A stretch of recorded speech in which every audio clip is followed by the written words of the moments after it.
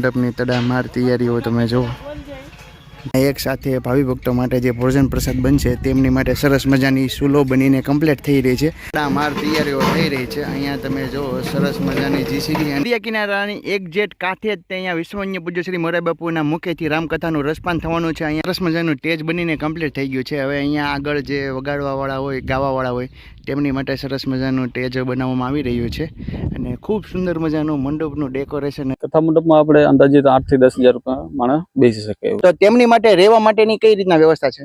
રહેવા માટેની ડોમ નાખેલો છે, તેમાં પલંગ ગાદલું અને ઓશિકા સાથે આપેલું છે। હેલો જય માતાજી મિત્રો, ખુશાલી સુપરલક્ષમાં તમામ મિત્રોનું હાર્દિક સ્વાગત છે। અત્યારે અમે પહોંચી ગયા છીએ ગોપનાથ મહાદેવ। આ જગ્યા ઉપર હજારો જૂનો ઇતિહાસ જોડાયેલો છે। તદુપરાંત આ જગ્યા ઉપર વિશ્વવન્ય પૂજ્ય શ્રી મોરારી બાપુના મુખેથી રામકથાનું ભવ્યથી ભવ્ય જે આયોજન થવા જઈ રહ્યું છે। આ જગ્યા ઉપર રહેવાની ભોજન પ્રસાદ માટેની વ્યવસ્થા, તદુપરાંત આ કથા સ્થળ કેટલા કિલોમીટરે કઈ જગ્યા ઉપર આવેલું છે તેની સંપૂર્ણ વિગતવાર હું તમને માહિતી આપવાનો છું। વિડીયોમાં છેલ્લે સુધી જોડાયેલા રહેજો। ચેનલ બનાવો તો ચેનલને સબસ્ક્રાઇબ તેમજ વિડીયોને લાઈક કરજો। તને ખાસ કરીને તો મિત્રો જોડે આ વિડીયો શેર કરવાનો ભૂલશો નહીં।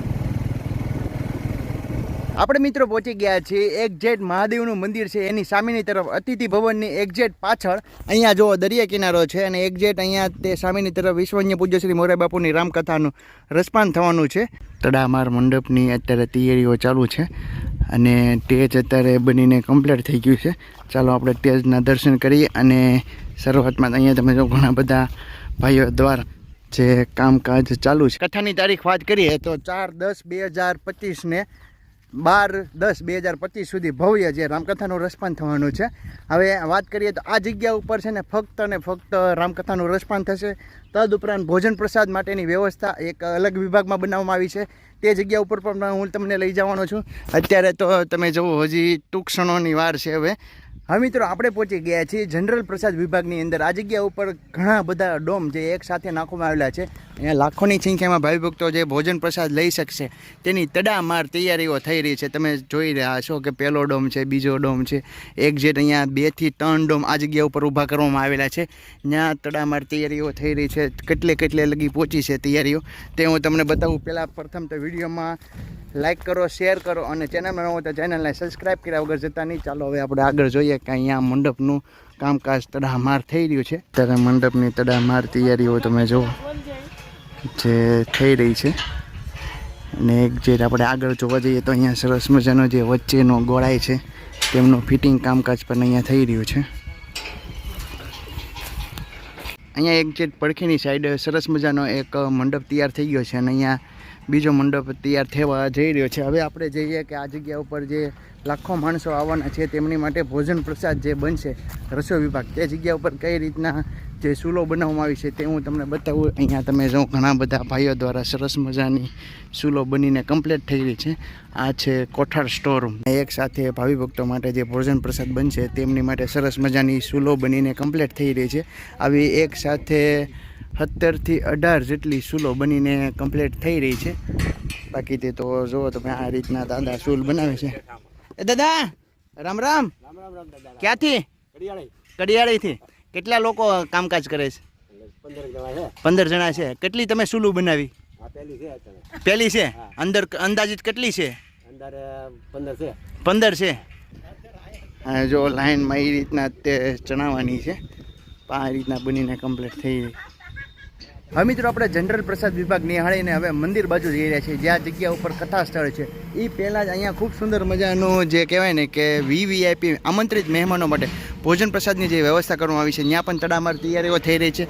અહીંથી થોડેક અંતરે હાલશો અંદાજિત 500 મીટર અંતરે એટલે અહીંયા તમને કથા સ્થળ જોવા મળશે ને જે ગોપનાથ મહાદેવના દર્શન થશે। હવે જોઈએ કે અહીંયા જે VVIP મહેમાન માટે જે ભોજન પ્રસાદની વ્યવસ્થા કરવામાં આવી છે ત્યાં કઈ રીતના તડામાર તૈયારીઓ થઈ રહી છે તે આપણે જોઈ લઈએ। આગળની તરફ જોવા જઈ રહ્યા છીએ તો અહીંયા તમે જો સરસ મજાના મંડપનું જે કામકાજ શરૂ થઈ ગયું છે અને અડધે લગી પહોંચ્યું છે અને એક્ઝેટ એમની પાછળની તરફ જે આમંત્રિત મહેમાનો માટે જે ભોજન પ્રસાદ જે બનવાનો છે રસોઈ વિભાગ તે જગ્યા ઉપર બનશે અને આ જગ્યા ઉપર પીરસવામાં આવશે। તેનો સંપૂર્ણ ડોમની તૈયારીઓ અત્યારે તડામાર થઈ રહી છે અને આ તમે જે ટ્રેક્ટર જોવો છો ને આ ટ્રેક્ટર દ્વારા જે આ લાઇટ ફિટિંગ ને મંડપના થાંભલા નાખવાનું કામકાજ થઈ રહ્યું છે અને અહીંયા તમે જો જીસીબી દ્વારા સરસ મજાનું ખોદાણ કામ કરીને તડામાર તૈયારીઓ કહી શકાય કે થઈ રહી છે। અહીંયા અહીંયા જો લાઇટ ફિટિંગ થાય છે, નવું ટીસી ઊભું કરવામાં આવ્યું છે. મંદિરના સાનિધ્યની અંદર આપણે એન્ટ્રી કરી ચૂક્યા છીએ. અહીંયા તમે જો ખૂબ જ સુંદર મજાની પ્રતિમા છે ને એક જેટ એમની સામેની તરફ અહીંયા અતિથિ ભવન છે. અને અહીંયા તમે જો ઘણા બધા નાના નાના બાળકો છે ને નિશાળે તે મહાદેવના દર્શન કરવા માટે આવ્યા છે. તો ચાલો આપણે પણ મહાદેવના દર્શન કરવા માટે જઈએ. ચલો ચલો. ગોપનાથ મહાદેવના મંદિરે આપણે પહોંચી ગયા છીએ ને એક જેટ તેમની સામેની તરફ જ અહીંયા મહાદેવની અને ભગત નરસિંહ મહેતાની ખૂબ સુંદર મજાની પ્રતિમા છે. આપણે મહાદેવના દર્શન કરી લઈએ. અહીંયા જો ઘણા બધા વિદ્યાર્થીઓ આવેલા છે મહાદેવના દર્શન કરવા માટે. લાઈન કેમ છે મજા? આપણા સબસ્ક્રાઈબર હતા નાના બાળક હનુમાનજી મહારાજ દર્શન કરી લઈએ.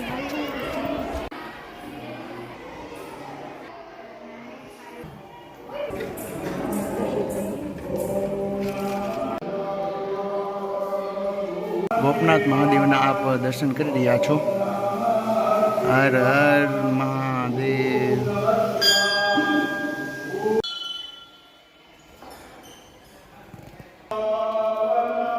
ગોપનાથ મહાદેવના દર્શન કરીને એક જેટ બહારની તરફ આવો તો અહીંયા તમને 12 જ્યોતિર્લિંગના દર્શન થશે. અહીંયા તમે જો ખૂબ જ સુંદર મજાના મંદિરો દોરેલા છે અને તેમની અંદર મહાદેવના તમને દર્શન થશે.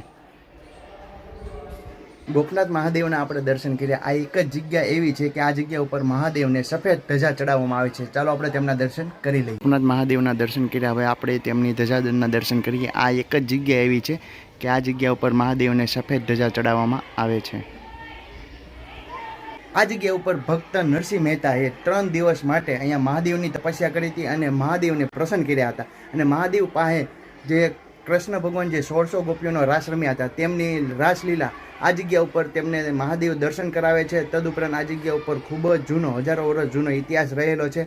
બાકી તો મેં તમને ટૂંક શબ્દોમાં જે લોકવાયકા હતી મેં એ પ્રમાણે મેં તમને આ જગ્યાનો ઇતિહાસ કીધો છે. ત્યાર પછી આ જગ્યા ઉપર વિશ્વવન્ય પૂજ્ય શ્રી મોરારી બાપુની જે રામકથા 4/10/2025 લઈને 12/10/2025 સુધી ભવ્ય જે રામકથાની રામધૂન થવાની છે તેની પણ મેં તમને વિડીયો દ્વારા માહિતી આપી છે. આ જગ્યા ઉપર મહાદેવના દર્શન કરવા માટે આવો તો આ જગ્યા ઉપર ભોજન પ્રસાદની પણ વ્યવસ્થા કરવામાં આવી છે કાયમી માટે. અહીંયા તમે જો મંદિરની એક જેટ બાજુમાં તે ભોજનાલય છે. આ જગ્યા ઉપર તમને ભોજન પ્રસાદની જે વ્યવસ્થા મળી રહેશે. તદુપરાંત અહીંયા તમને ખૂબ સુંદર મજાના જગ્યામાં દર્શન થશે અને આ જગ્યા ઉપર તમે આવશો ને તો તમને શાંતિનો અહેસાસ થશે. અહીંયા તમે જો સરસ મજાનું આપણું નાનું ઢીંગલું અને આપણો પરિવાર છે ને રમી રહ્યો છે. હવે આપણે જઈ રહ્યા છીએ દરિયા કિનારા ઉપર. અહીંથી તમારે દરિયા કાંઠે જવાય છે એ પહેલાં જ અહીંયા ખૂબ સુંદર મજાનો એક સત્સંગ હોલ છે. તો આપણે તેમના દર્શન કરીએ અને અહીંયા ઘણા બધા યાત્રિકો એટલે કે નાના નાના બાળકો આવેલા છે ટૂર લઈને. તો આપણે તે પણ નિહાળશું. અહીંયા શનિદેવ ભગવાનના પણ તમને દર્શન થશે. અને અહીંયા છે સરસ મજાનો ચબૂતરો કબૂતરાઓ માટે. અને અહીંયા નાના બાળકો તમે જુઓ.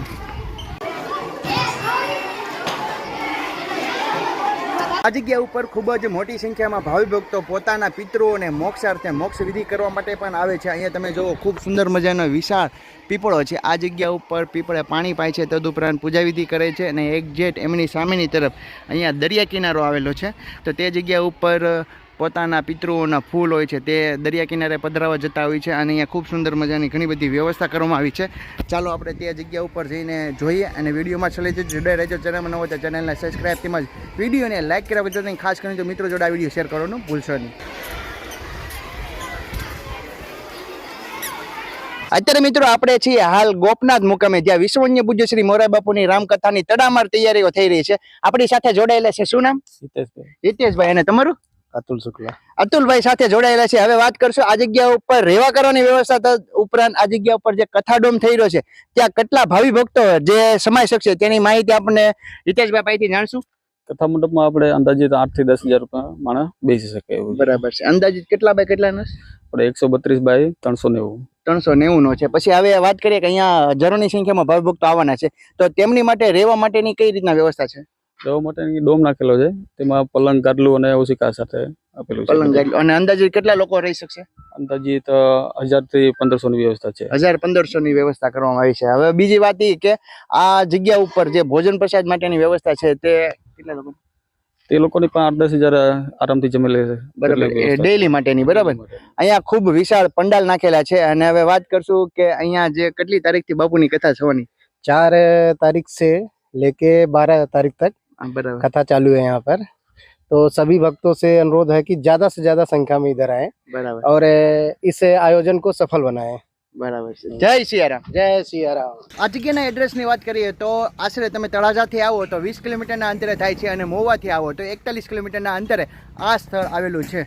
મિત્રો, આ તો વિશ્વવન્ય પૂજ્ય શ્રી મોરારી બાપુની રામકથાની જે તડામાર તૈયારીઓ થઈ રહી હતી ગોપનાથ મુકામે, તેનો વિડીયો તમને અમારો વિડીયો ગમ્યો હોય તો વિડીયોને લાઈક કરજો, શેર કરજો અને કમેન્ટમાં જય સિયારામ લખવાનું ભૂલતા નહીં. ચાલો મળીએ નવા લોક સાથે. જય માતાજી, જય શ્રી કૃષ્ણ, જય સિયારામ.